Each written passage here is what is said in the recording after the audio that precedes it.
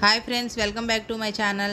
ఈరోజు అయితే చిన్నపిల్లలకి పెద్దవాళ్ళకి అందరికీ ఇష్టమయ్యే చికెన్ పకోడా చేయబోతున్నానండి.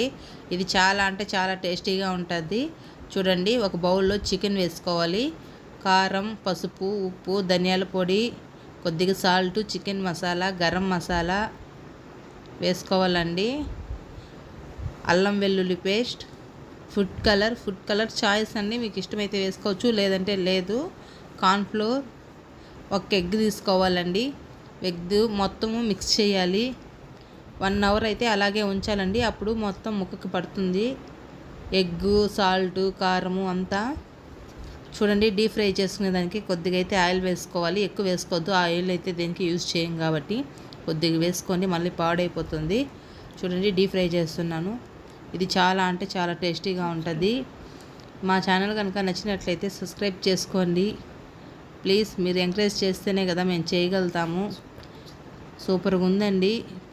మేమైతే గార్నిష్ కోసం ఆనియన్తో తింటే చాలా బాగుంటుందంటే ఒకసారి చేసుకుంటే మళ్ళీ చేసుకోవాలంటుంది. బాయ్.